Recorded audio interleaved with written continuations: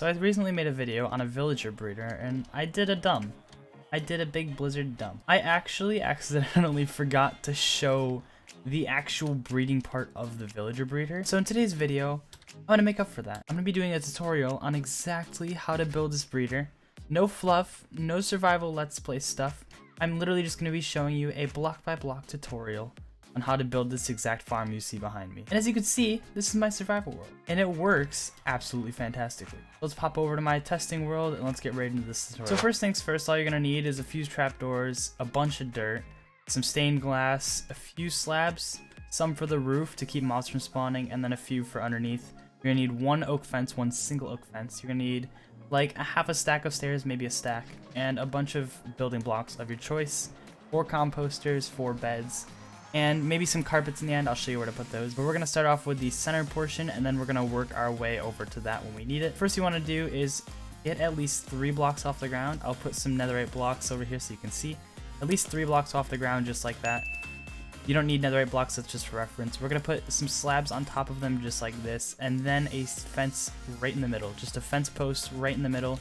That's where your babies are actually gonna drop, so this is gonna be your collection system, so do whatever you must with that, but your babies are gonna land right in there. So now after that, you're gonna take your beds and you're gonna place them like this, just in a square, right around where the villagers are gonna stand, which they're gonna stand right here. He said in the video the pillows have to be facing the corners, but I flipped mine and it works just fine. And so you remember when I mentioned carpets at the beginning of the video? Yeah, we're gonna go ahead and place them right on top of the corners just like this, and you'll see why soon. And once you've done that, you're gonna go ahead and place a couple blocks just like this, just temporary blocks. We're gonna go ahead and place our trap doors around the edges like this, and then we're gonna go ahead and open all these trap doors around them and then break the temporary blocks in the middle. This is where your villager breeding system is going to be. This is where the breeders are going to go, and then you're gonna go ahead and place some blocks over around the edges like this. We're just gonna build a big square up just like this one, all around the outside to encompass the entire breeding system, and then pop out the corner blocks once you're done with that, so you end up with 3 blocks on each side. Now I just want to note here, you only need one side technically to make the entire thing function. I like to have 4 though to get a variety of crops, so each one of these is going to be its own farming villagers section. You don't need all 4, you can function with just one, but I like to have 4 because it kind of helps speed up the process. From there, we're going to go ahead and place a couple blocks of glass on these sides. You don't need glass, but it helps me see inside, and there's no downside to using glass, so I prefer to use glass for the walls. So that's just so you can see inside the actual farm. And you go ahead and take trapdoors, place them on the bottom and on the top just like this. That'll prevent the villagers from walking through. Now technically they can't walk through if you even just have one trapdoor right there, but they can see the beds, and there was an issue with that in one of the updates, so I placed 2 trapdoors just like this on the top of the top block and the bottom of the bottom block.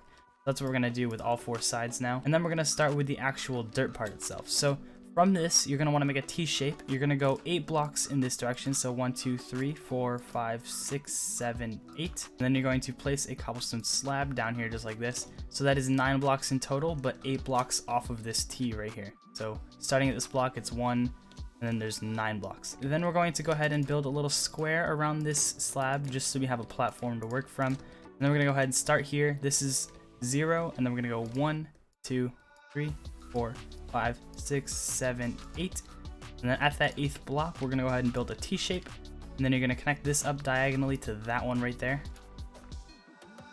And once you get to the end, it should line up just like this, so that you have 3 blocks on the end and 3 blocks over there on the end. And then we're gonna do the same thing to all 4 sides. So we're gonna go ahead and build a line out of 8 blocks from that part. On the 8th block, we're gonna build a little T, and then once we do all 4 sides, we can go ahead and connect all the outsides with an outline, and then we're gonna go ahead and fill them in just like this. So I'm gonna cut this part. You guys aren't gonna have to watch me do this, but I'm gonna fill them in all just like this off camera. So once you're done with this, it'll look like a little diamond shape with a block in the middle. That'll be a slab, and you'll see why soon. And we're gonna go ahead and do this to all 4 sides, and I'll catch you guys when we get done with that. Alright, now that we have that done, I'm gonna go ahead and show you what to do around the edges so that you can get your walls built up first before you do anything else. We're gonna start off on the edges. We're gonna do lighting and water. And you wanna grab yourself a light source. You're gonna put it on the 1st block off the corner, and then the 3rd block off the corner. So the same thing over here, 1st block and 3rd block. I'm gonna go ahead and show you an inside cross like this, and then an outside section like this too. So we're gonna go on the 1st block and then the 3rd block, and then over here we're gonna do the 1st block and 3rd block, and you want to do that for all your edges, either it's on the inside or on the outside. And if you only have one, you just have outsides, so it's all the same thing. And so you're gonna go ahead and take your stairs as well, And then you're going to put your stairs in between the lighting sources however you want. Just make sure one side is on a wall. So on the inside it doesn't really matter, but on the outside you're going to want to make sure that one side of your stair is in the block.